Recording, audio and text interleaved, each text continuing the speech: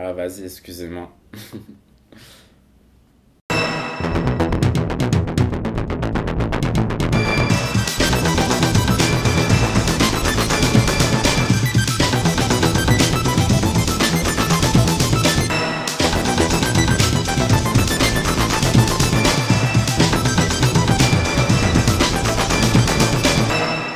Mesdames, Messieurs, bonjour et bienvenue dans Microsonde saison 2, entrée dans leur quotidien.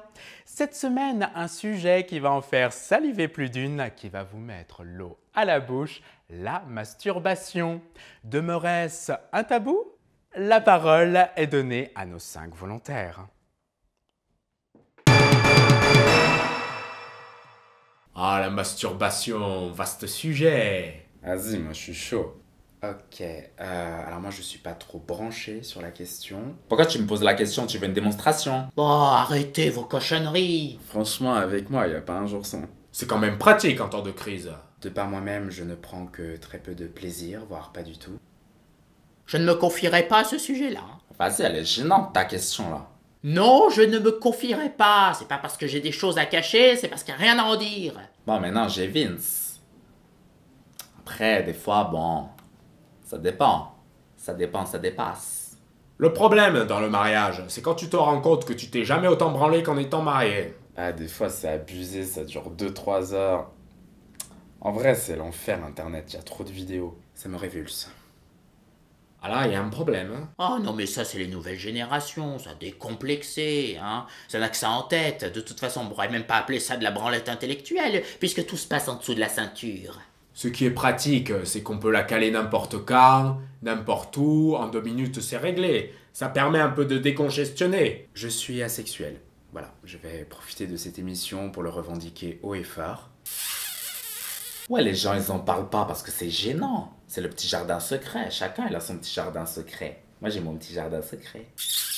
Ma dernière copine, je sais pas, ça doit faire c'est depuis la fin du lycée, ça. Maintenant, on fait l'amour à distance, derrière les écrans. Je trouve que le sexe occupe une place primordiale dans nos sociétés, qu'il est élevé au rang de plaisir ultime, qu'il régit la vie de nombreuses personnes. Étant donné que pour moi, c'est seulement un moyen de procréer et que je ne désire pas la procréation, le sexe ne m'intéresse pas. Après, je sais, je suis emprisonné dans un truc. C'est un peu comme si, voilà, c'est plus du divertissement, c'est nos routines. C'est un acte mécanique, enfin plus méca que nique, sans être magique. Bon, des fois, avec les copains, on fait des concours sur celui qui tiendra le plus longtemps sans se masturber. Ce qui nous permet de boire des coups, de parier, de rigoler. Bon, le problème dans la bande, c'est qu'il y en a un, il est à moitié abstinent, ça commence à me coûter cher cette histoire.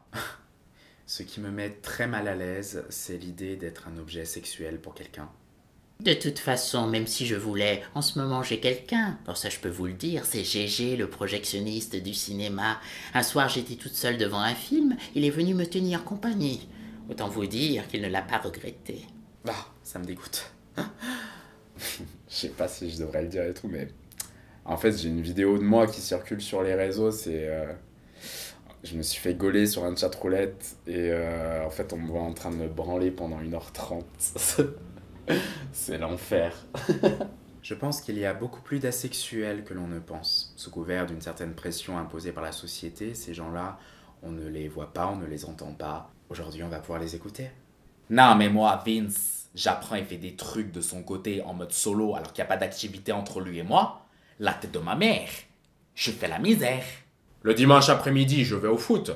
Bon, il arrive qu'avec les copains, après le match, dans les douches, on se pignole un peu ensemble. Mais bon, on fait rien de mal. Après, c'est vrai qu'avec Régis, c'est plus régulier, on va dire. Il m'invite chez lui, je l'invite chez moi. Bon, c'est un échange de bons procédés. Ouais, un soir, par hasard, je suis tombé sur son téléphone dans l'historique du navigateur. J'ai découvert ces trucs, mais genre des plans à 3, mais pas 2 meufs avec un mec, genre 2 mecs avec une meuf, genre un truc de PD. Je me pose des questions. La tête de ma mère, ça m'excite. Enfin bon, ça ne sera pas gardé au montage, hein. Ça, tu vas le couper au montage. Quand je le fais avec Gégé, c'est à mon Jean-Pierre que je pense. C'est beaucoup plus agréable. Et vous, qu'en pensez-vous? Il est maintenant l'heure du micro-trottoir. Notre reporter Florent Bafouille est allé à la rencontre de l'homme et de la femme de la rue. Florent Bafouille, à vous le trottoir. Magnifique question. Bonjour Judith, nous sommes effectivement en direct de la rue. Alors aujourd'hui nous sommes dans le froid, hein, il faut le dire, je me caille le fion. Mais c'est important car nous devons être au plus près des gens. Alors la masturbation, avec ou sans? Avec. Avec. Avec. C'est mieux?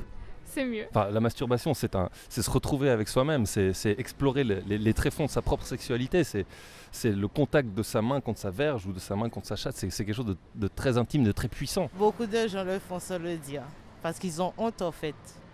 À cause de quoi? Eh ben, du jugement des autres, je pense. Et c'est intime aussi. Je trouve que le plaisir féminin, déjà, il est un peu... C'est chouette de montrer à l'autre comment on se fait plaisir. Puis il y a plein de médias, enfin même le porno féminin il devient assez important maintenant. Et puis il y a plein de choses assez intéressantes en fait dans le fait de cultiver ses fantasmes. Tes propres fantasmes, c'est totalement quelque chose qui t'appartient et parler de ses fantasmes entre potes ou avec des gens que tu connais pas, ça libère la parole aussi. Et se dire mais rien n'est mauvais, il n'y a rien de sale dans le sexe. Et c'est naturel et c'est ce qui nous fait. Et je crois que cette ouverture, elle est très importante. Pour les hommes, il y a toujours ce truc... gamin, moi je me souviens, je voyais toujours des copains en train de se masturber dans le fond de la classe. Mais t'as pas ce truc avec... Vous en avez tous des... Non mais bien sûr, on le faisait tous. Hein. Moi j'ai fait ça jusqu'en terminale. Ouais. Et je sais pas, c'est plus facile pour un homme d'en parler, j'ai l'impression. Mais pour une femme, non. Dans le milieu gay, oui. Plus chez les lesbiennes, on en parle beaucoup. Non, mais je pense qu'il faut... Enfin, chacun vit sa sexualité. Même si t'es en couple, tu peux quand même avoir ta propre sexualité et puis en profiter, homme ou femme. Ça peut être dur de se dire que l'autre profite sans lui. Pourquoi ce serait dur?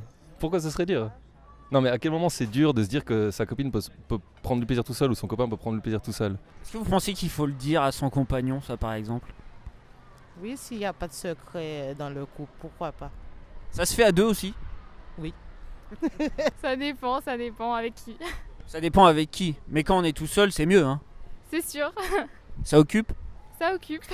Eh bien voilà, on en a entendu des vertes et des pas mûres. Je rends l'antenne Judith, bonne journée. Merci Florent. Microsonde touche à sa fin. Merci pour votre fidélité. N'hésitez pas à vous abonner. Et n'oubliez pas, si vous souhaitez découvrir un épisode en totale immersion dans le quotidien de l'un ou de l'une de nos volontaires, rien de plus simple. Il vous suffit de laisser un commentaire au bas de cette vidéo en inscrivant le prénom de celui ou de celle qui titille votre curiosité. On se retrouve la semaine prochaine. D'ici là, attention aux mauvaises ondes. Bye bye.